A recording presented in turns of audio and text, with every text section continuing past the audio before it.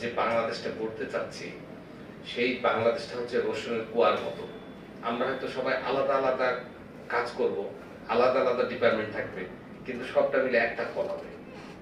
তাহলে আমরা যদি সবাই মিলে একসঙ্গে কাজ করি, আপনারা দেখেছেন যে বাংলাদেশের ইতিহাসে সবচেয়ে সুন্দর নির্বাচনটা আমরা করতে পেরেছি।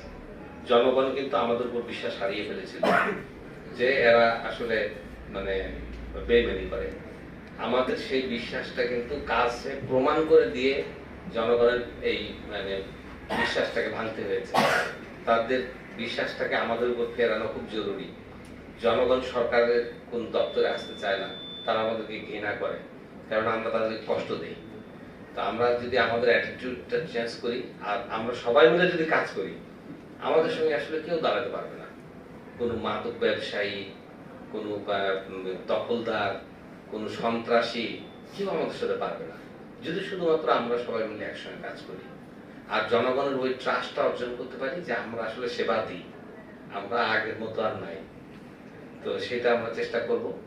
তো আমি আর বেশি কথা বলবো না। রমজান মাস, আপনারা অনেকক্ষণ ধরে আমার সঙ্গে সঙ্গ দিয়েছেন, আমাকে সম্মানিত করেছেন, এই জন্য পুনরায় ধন্যবাদ এবং কৃতজ্ঞতা দিয়ে আমার বক্তব্য শেষ করছি।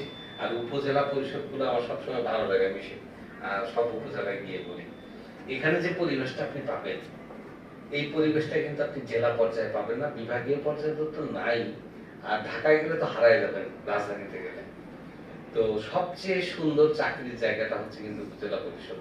এবং রামগড়ে আরেকটা জিনিস আমার ভালো লাগলো, আপনারা কিন্তু বিভিন্ন জেলা থেকে এসেছেন, যত বেশি বৈচিত্র্য তত বেশি সুন্দর। এখানে এমন আমি তো ভাবছিলাম এখানে সবাই চট্টগ্রামের লোক পাবো বা আশেপাশের খাগড়াছড়ি বা রাঙামাটির লোক পাবো, কিন্তু না, আপনারা কিন্তু বিভিন্ন জায়গা থেকে এসেছেন। তো এটা দেখে আমি অবাক হয়ে গেলাম, অনেক দূর থেকে, ঠাকুরগাঁ থেকেও লোক এসেছেন, উত্তরবঙ্গের অনেক আছেন, বরিশাল থেকে আছেন, জামালপুর থেকে আছেন। তো এতে হয় কি, বিভিন্ন ওরিয়েন্টেশনে জিনিসটা সুন্দর হয়। বাগানে যদি শুধু একরকম ফুল থাকে, ওই বাগান কিন্তু অত সুন্দর হয় না। যত বেশি বৈচিত্র্যময় ফুল হয় তত বাগান সুন্দর হয়। আমি মনে করি এই বৈচিত্র্যময় সমাহার এই রামগড়কে আরো উন্নত করবে। আপনারা ভালো থাকবেন, আমার জন্য দোয়া করবেন, আপনাদের জন্য দোয়া রইল। সবাইকে ধন্যবাদ।